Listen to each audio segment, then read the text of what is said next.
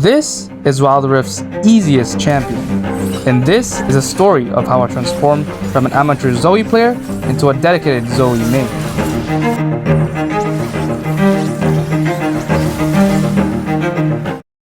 Let's be for real. I completely sucked when I started. To think the amount of hours I spent watching Zoe guides and expecting it would translate into actual in-game skills? Yeah, no. That just simply wasn't the case. My goal was to hit 80% of my shots to be a cool looking hyper carry Zoe player. But first, I need to learn some basic combos. 1 hour later. After watching a lot of Zoe guides, I found 3 simple combos to start with. The first of which is Zoe's bread and butter combo. Zoe can extend distance of her first skill, Paddle Star, by using her ult. Basically, more distance equals more damage. The second is making your enemies asleep. Usually, Zoe players would use her portal jump to extend her Paddle Star. But by using Zoe's Sleepy Bubble while using her portal jump, you will land a guarantee asleep. Unless they're hiding behind minions. The final combo is for close combat. This combo allows you to eliminate low health enemies if they're near you. How? Aside from using Zoe's first skill in the beginning of a combo, you can use it in the middle of Zoe's portal jump animation and recast it to deal damage to nearby opponents. The combo goes like this: ult, first skill, then quickly recast your first skill for burst of damage. These 3 combos are the fundamentals that I started with, and what better way to learn them than practice them in ranked. At first, I thought I had already mastered Zoe. The full combos was slow, and I kept missing my first skill. After some practice, I eventually got used to the speed of Zoe's skill shots, but I still sucked at aiming. Every time I missed it, I became extremely vulnerable. I had to find a more precise way to hit my skill shots, or I'll be dead. After re-watching hours of Zoe montages and continuously experimenting with Zoe's combos, I finally found a more precise way to execute it. While recasting Zoe's first skill, you're able to extend it by using her ult quickly while adding in a spell before she teleports back to her initial position. Using this will allow me to throw a quicker and deadlier skill shot with that extra bit of damage. After missing more skill shots, I took notice of my aim improvement, even if it was small.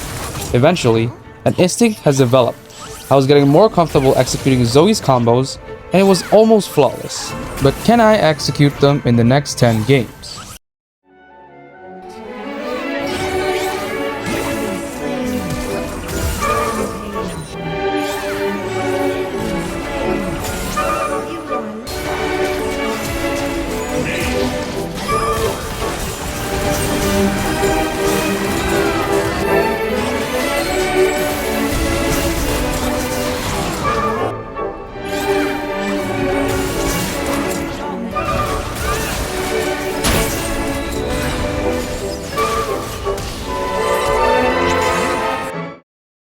After countless hours I spent playing Zoe, I felt like I finally became a cool looking hyper carry Zoe player.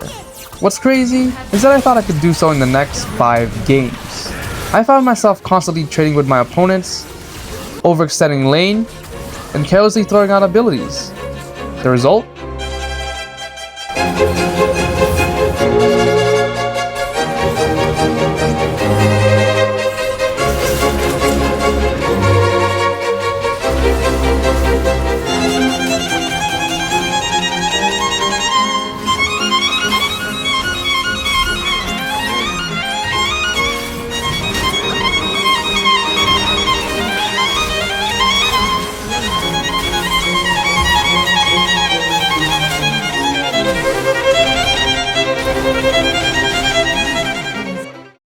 And soon, I realized that my confidence was plain arrogance.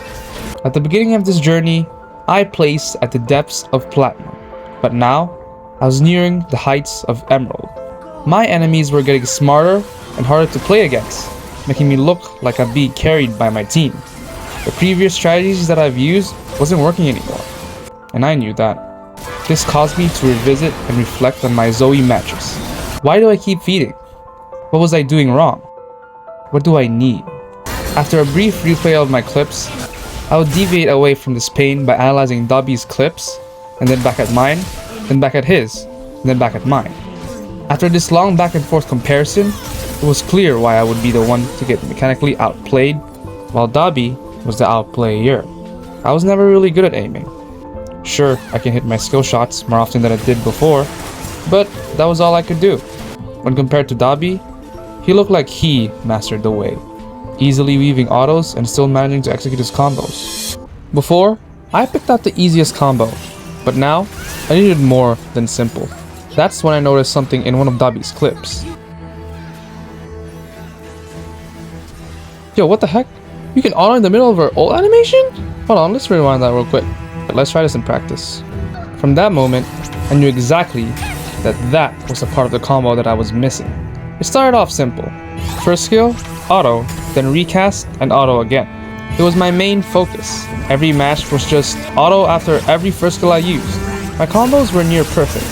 Then, I observed something. I used first skill, auto, then recast and auto again for more efficient wave clear. Then, I began experimenting. What if I could use an auto attack while recasting my first skill in the middle of my ult? How about a full combo with a flash?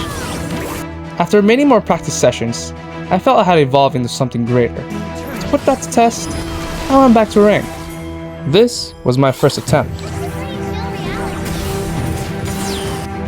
And then this happened after another 3 matches.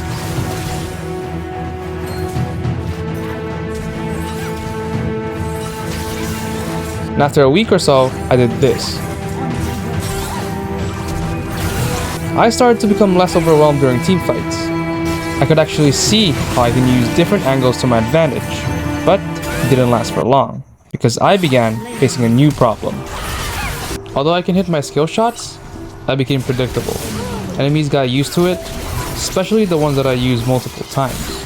So, I needed something new, something unexpected, and something quicker. This is when I rewatched one of Dobby's videos. So, after watching the video, I immediately went to a PvP match to see for myself. It seemed fake from my perspective, and I wasn't fully convinced until I tried it in game. And to my surprise, it actually works. At this point, only one question ran through my mind. Did I finally master the easiest champion in League of Legends? I'll let you decide the answer to that question.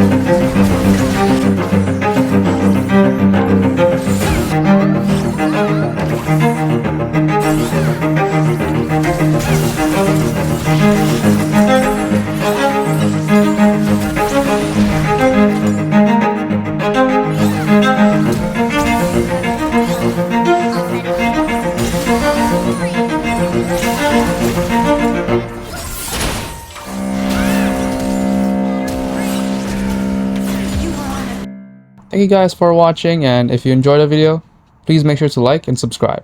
And I'll see you guys on the next one.